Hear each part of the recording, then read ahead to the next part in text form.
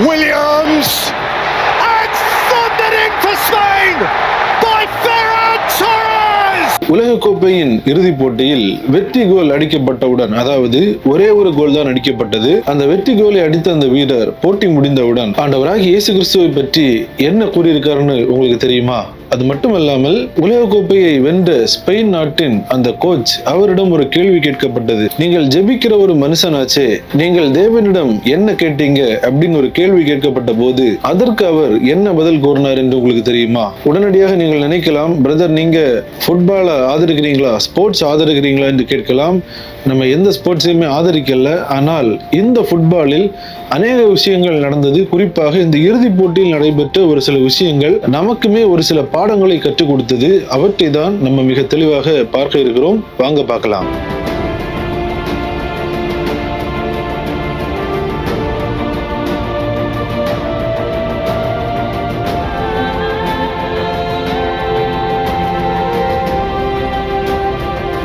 எல்லாருக்குமே தெரிஞ்ச விஷயம்தான், அர்ஜென்டினா ஸ்பெயின் இந்த இரண்டு அணிகளுக்கும் இடையே ஃபிஃபா உலகக்கோப்பை இறுதிப் போட்டி நடைபெற்றது. இறுதியில் ஸ்பெயின் அணி வென்றது. அர்ஜென்டினா இந்த உலகக்கோப்பை வெல்லும் என்று அநேகராலும் பேசப்பட்டது. ஆனால் எல்லாவற்றையும் மீறி 1-0 என்ற அந்த கோல் கணக்கில் ஸ்பெயின் அணி வெற்றி பெற்றது. இந்த கோலை அடித்த அந்த ஒரே ஒரு மிக முக்கியமான வீரர், அதாவது வெற்றி கோலை அடித்த அந்த வீரர் தான் ஃபெரன் டாரஸ்.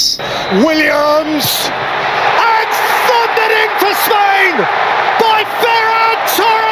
இந்த வீரர் அந்த கோல் எடுத்து முடித்து அந்த போட்டி முடிவில் அவர்கள் வெற்றி பெற்றவுடன் அவரிடம் ஒரு சில கேள்விகள் கேட்கப்படுகிறது. அதற்கு அவர் பதிலளித்துக் கொண்டே வருகிறார். அதில் மிக முக்கியமாக அவர் ஒரு காரியத்தை குறிப்பிடுகிறார். என்ன கூறுகிறார் என்றால், இந்த உலகக்கோப்பை போட்டி நடைபெறும் போது நான் பலராலும் மிகவும் விமர்சிக்கப்பட்டேன். ஆனால் இப்போது நான் தேவனுக்கு நன்றி செலுத்துகிறேன். அவர் என்னை குறித்து ஏற்கனவே எழுதி வைத்து விட்டார். அவர் நான் முன்னேறி செல்வதற்கான வலிமையை எனக்கு கொடுக்கிறார். மேலும் யாருக்கு எது எப்போது தேவையோ அதனை அவர் மிகவும் சிறப்பாக கொடுக்கிறார் என்று இறுதிப் போட்டியில் வெற்றி பெறுவதற்கு மிக முக்கியமான அந்த கோலை அடித்துவிட்டு அவர் இந்த வார்த்தைகளை பதிவு செய்கிறார். இந்த வார்த்தைகள் தற்போது சமூக வலைதளங்களில் அனைவராலும் பேசப்படுகிறது. Una liberación muy grande, creo que es una persona muy criticada a lo largo del mundial, pero yo creo que como he dicho antes, el destino está escrito. Gracias a Dios siempre me da esas fuerzas para seguir y al final, como digo, Dios le da las cosas a quien más se lo merece. அது மட்டுமில்லாமல் உலகமே உற்று நோக்கக்கூடிய, அதாவது கோடிக்கணக்கான மக்கள் உற்று நோக்கக்கூடிய ஒரு மேடையில் அவர் நின்று கொண்டு இந்த வார்த்தைகளை அவர் குறிப்பிடுகிறார். நமக்குமே இதை கேட்பதற்கு மிகவும் சந்தோஷமாக இருந்தது. இந்த செய்திகள் நமக்கு ஒரு பாடத்தை உணர்த்துகிறது. ஒருவேளை நீங்களும் பலராலும் பல்வேறு காலகட்டங்களில் விமர்சிக்கப்பட்டிருக்கலாம், பல ஏளனமான பேச்சுகளை அனுபவித்திருக்கலாம். ஆனால் எப்போது உங்களை உயர்த்த வேண்டும் என்று தேவனுக்கு நன்றாக தெரியும். அதுவரைக்கும் நாம் பொறுமையாக காத்திருப்பது நல்லது. அது மட்டுமல்லாமல் எந்த உயர்வுக்கு சென்றாலும் நம்மை உயர்த்தின நம் தேவனை மறக்க கூடாது என்பதையும் இது நமக்கு மிக தெளிவாக உணர்த்துகிறது. அநேக பிளேயர்ஸை நம்ம பார்த்திருப்போம். குறிப்பாக கிரிக்கெட் போட்டிகளில் நம்ம பார்த்திருப்போம். ஜெமிமா ரோட்ரிக்ஸ், சஞ்சு சாம்சன், தற்போது இந்த நபர் ஃபுட்பாலில், இப்படி அநேக பிளேயர்ஸை நம்ம பார்க்கிறோம். எல்லாருமே அந்த உயர்வு வரும்போது அந்த இடத்தில் தேவனை உயர்த்துகிறார்கள். சோ இதுவும் நமக்கு ஒரு பாடமாக அமைகிறது. நாம் எந்த ஒரு உயர்வுக்கு சென்றாலும் நம்மை உயர்த்தின தேவனை நாம் அறிவிப்பதற்கு எந்த இடத்திலையும் தயங்கக்கூடாது. அதை நாம் கண்டிப்பாக அறிவிக்க வேண்டும். இது மட்டுமல்லாமல் இந்த ஸ்பெயின் அணியை வழிநடத்தி கொண்டு வந்த லூயிஸ் என்று சொல்லப்படுகிற ஒரு கோச், தலைமை பயிற்சியாளர், இவரை பற்றிய ஒரு சில செய்திகளை பார்க்க முடிந்தது. குறிப்பாக அரையிறுதி நடைபெறுவதற்கு முன்பாக ஒரு பிரஸ் கான்பரன்ஸ் நடைபெறுகிறது. அந்த பிரஸ் கான்பரன்ஸில் அவர் இருக்கிறார். அவரிடம் பல்வேறு கேள்விகள் கேட்கப்படுகிறது. மேலும் மிக முக்கியமான ஒரு கேள்வி ஒரு நிருபர் கேட்கிறார். என்ன கேட்கிறார் என்றால், நீங்கள் அதிகமாக ஜெபிக்கக்கூடிய ஒரு மனிதன் நாளைய போட்டியில் வெற்றி பெற வேண்டும் என்று நீங்கள் தேவனிடம் கேட்டீர்களா என்ற ஒரு கேள்வியை அந்த நிருபர் வைக்கிறார். Está rezando mucho durante este mundial. ¿Qué le pide usted a Dios de cara al partido de mañana?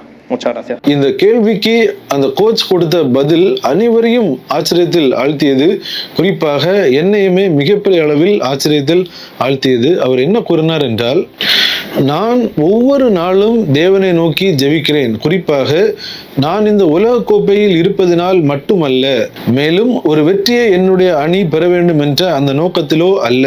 ஒவ்வொரு நாளும் காலையில் எழுந்தவுடன் என்னை நலமாக வைத்திருக்கும் என் தேவனை நோக்கி நான் தினமும் ஜெபிக்கிறேன். ஒவ்வொரு புதிய நாளை எனக்கு தந்து என்னை வாழ வைத்து எனக்கு இவ்வளவு பெரிய வாய்ப்பினை கொடுக்கின்ற என் தேவனுக்கு நான் நன்றி உள்ளவனாக காணப்படுகிறேன். அதனை நினைத்து நான் தினமும் அவரை துதிக்கிறேன். மேலும் நான் ஒவ்வொரு நாளும் ஜெபிக்கிற ஒரு மனிதன் என்பதால் நான் தினமும் ஜெபிக்கிறேன். மேலும் இறுதியாக அவர் சொன்ன ஒரு வார்த்தை தான் மிகவும் ஆச்சரியமடைய வைத்தது. என்ன சொன்னார் என்றால், எனக்கு மட்டும் தேவன் உதவி செய்ய வேண்டும், என்னுடைய எதிர் அணிக்கு தேவன் உதவி செய்யக்கூடாது என்று நான் ஒருபோதும் தேவனிடம் கேட்டதே கிடையாது. அப்படி நான் கேட்பது நியாயமற்றதாக இருக்கும் என்று கூறினார். எவ்வளவு பெரிய ஒரு வார்த்தை! அதாவது ஒரு பிரஸ் கான்ஃபரன்ஸ், உலகமே பார்க்கக்கூடிய ஒரு பிரஸ் கான்ஃபரன்ஸில் இருந்து கொண்டு மிக முக்கியமான வார்த்தைகளை அவர் பதிவு செய்கிறார். வெற்றி தோல்வி அது எனக்கு ஒரு பொருட்டே கிடையாது, என்னை தினமும் வாழ வைக்கின்ற என் தேவனுக்கு நான் நன்றி உள்ளவனாக இருக்கிறேன் என்பதை மிக தெளிவாக அவர் கூறுகிறார். Pero no porque estoy en un mundial ni pretendo sacar un resultado. Yo le doy gracias todos los días, cada día que me levanto, de que estoy bien. Me miro y digo, otro día más, que puedo disfrutar de la vida. Yo doy gracias por esos detalles y rezo porque rezo todos los días, no para que me ayude más, ni creo que sería injusto pedirle para que me ayude a mí y no ayude al rival. விளையாட்டில் வெற்றி தோல்வி என்பது சகஜம். அது எந்த அணிகளாக இருக்கட்டும், ஒரு போட்டி என்றால் வெற்றி அல்லது தோல்வி இரண்டுமே சாதாரணம்தான். இரண்டையும் ஏற்றுக்கொள்ள வேண்டும். இந்த ஃபிஃபா வேர்ல்டு கப்பில் கூட இதுவரை இல்லாத அளவிற்கு அநேக அணிகள் அந்த மைதானத்தில் இருந்து ஜெபிக்கின்ற வீடியோக்களையும் நம்மளால் பார்க்க முடிந்தது. குறிப்பாக 3ஆம் இடத்திற்காக விளையாடப்பட்ட அந்த விளையாட்டு போட்டியிலும் கூட பிரான்ஸ் மற்றும் இங்கிலாந்து அணிகள் மோதின. அதில் இங்கிலாந்து அணி வெற்றி பெற்றது.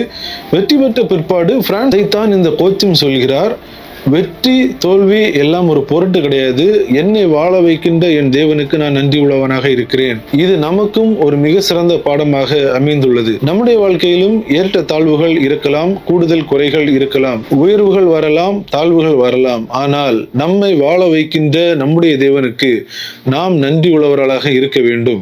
இதுவரையிலும் நம்மளை காத்து நம்மை வழிநடத்தி வருகின்ற நம்முடைய தேவனுக்கு நாமும் நன்றி உள்ளவர்களாக இருப்போம். இந்த பாடத்தை, இந்த செய்திகள் நமக்கு மிக தெளிவாக கற்றுத்தருகிறது. திரும்பவும் சொல்கிறேன், நாம் இங்கு யாருக்கும் ஆதரவு கொடுப்பதில்லை. ஆனால் தற்போது நடைபெற்ற இந்த நிகழ்வுகள் நமக்கும் ஒரு சிறந்த உதாரணமாக அமைந்துள்ளது. இந்த வீடியோவை தவறாமல் உங்கள் நண்பர்களுக்கும் பகிர்ந்து கொள்ளுங்கள். இப்படிப்பட்ட தகவல்களை பார்த்து தெரிந்து கொள்வதற்கு அது ஏதுவாக இருக்கும். மீண்டும் இன்னொரு வீடியோவில் உங்களை சந்திக்கிறேன். தேவன் தாமே நம் அனைவரையும் ஆசீர்வதிப்பாராக. ஆமென்.